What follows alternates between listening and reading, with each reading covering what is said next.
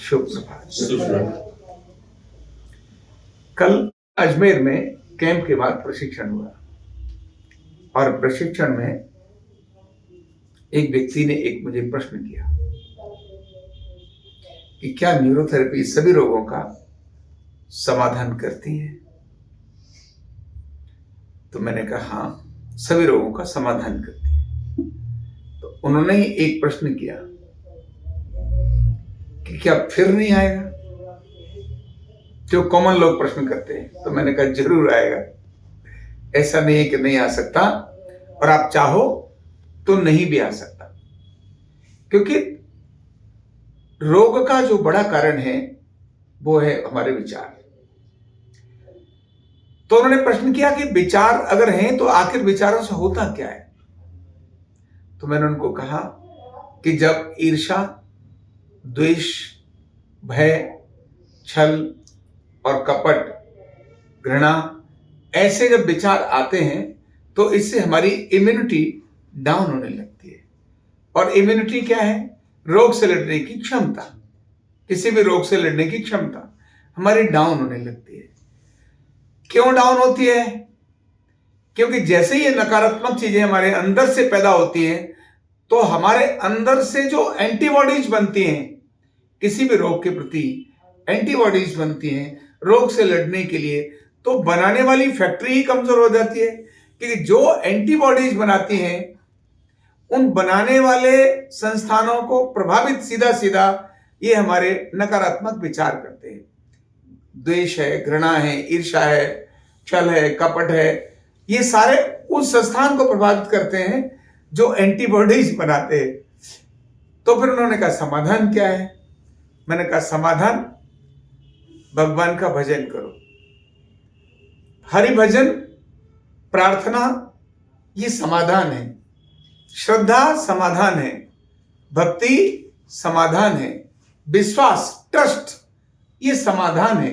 जब आप ट्रस्ट करते हो, भरोसा करते हो, विश्वास रखते हो, श्रद्धा आपके अंदर है, भक्ति आपके अंदर है, तो आपकी एंटीबॉडीज ऑटोमेटिकली आपके अंदर बनती चली जाएंगी। और बनने के बाद वो सामने वाले के बाहर से आने वाले कितनी भी चीजें उनको रोक देंगी। और फिर मैंने उनको बताया कि अगर आपकी श्रद्धा बहुत स्ट्रांग है, जितनी स्ट्रांग है उतनी तगड़ी एंटीबॉडीज बन जाती है। उन्होंने फिर प्रश्न कहा कि आप तो ऐसी बात बता रहे हो, कोई और कोई घटना बताओ। तो मैंने उनको कहा कि इतिहास में ऐसे अनेक लोग हैं जिनको जहर दिया गया। मीरा को जहर दिया, मीरा नहीं मरी, उसके पीछे कारण क्या था? उसके शरीर में अंदर जो स्ट्रांग एंटीबॉडीज थी, जो रोग से लड़ने की, विष से लड़ने की जो ताकत थी, वो केवल और केवल उसके विश्वास पर थी। उसका विश्वास इतना स्ट्रांग था कि उसको जहर देने पर भी वो मर नहीं सकी। प्रहलाद के साथ भी ऐसा ही हुआ, क्योंकि प्रहलाद में भक्ति और विश्वास इतना स्ट्रांग था, इतना स्ट्रांग था कि उसके सामने आने वाली अनेक सारी आपदाएं वो उसके लिए मैटर नहीं करती थी। विषधर भी उसके आसपास उसको मारने पर उसको मार नहीं पा रहे थे। और फिर मैंने उनको कहा कि बहुत बार ऐसा होता है, किसी को कुत्ते ने काट लिया और उसको पता नहीं है, तो कुत्ते का असर हुआ ही नहीं और वो जीवित चल रहा है, क्योंकि उसको भरोसा है मुझे तो काटा ही नहीं। लेकिन एक दिन किसी ने बताया, अरे तूने इलाज कराया, मैंने देखा तुझे तो कुत्ते ने काटा था, उसका तो जहर फैल जाता है। बस जैसे ही उसके अंदर ये भाव आया, जहर फैल जाता है और वो व्यक्ति एक निश्चित 1 महीने, 2 महीने, 3 महीने के अंदर ही मर जाता है। तो ये जो भक्ति है, ये जो विश्वास है, ये अंदर की इम्यूनिटी स्ट्रांग कैसे करता है? क्योंकि हमारी उस फैक्ट्री को मजबूत करता है जो एंटीबॉडीज बनाने का काम करती है।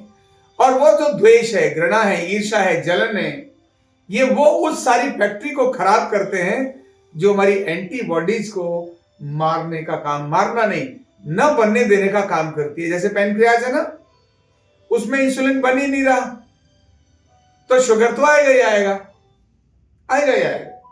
तो शुगर न आए इसके लिए पैनक्रियाज इंसुलिन बनाती है। ये ऐसे सारे विचार दुष्विचार हैं, अश्रद्धा है, अपमान करना है, घृणा करना है, ये सभी हमारे उस तंत्र को एक्टिव करते हैं। इसलिए अच्छे तंत्र की तरफ जाने के लिए बहुत जरूरी क्या है? श्रद्धा जागृत होना, सहज रूप से भक्ति जागृत होना। सहज रूप से तो ये जो दैनिक प्रार्थना है ये इसी का एक अंग बनती है। रोज का ध्यान है, रोज का ओंकार है, का उच्चारण है। ये धीरे धीरे थोड़ा थोड़ा करते ही ये अपनी कुंडलिनी साधना का श्रद्धा से किया हुआ प्रयोग हमारे उन इम्यूनिटी को और स्ट्रांग करता है, हमारी एंटीबॉडीज को स्ट्रांग करता है। बहुत बहुत धन्यवाद। न्यूरोथेरेपी का कंप्लीट कोर्स सीखने के लिए जुड़िए हमारे ऑनलाइन ट्रेनिंग प्रोग्राम से और जानिए करीब 100 बीमारियों का इलाज बिना दवा और बिना मशीन के।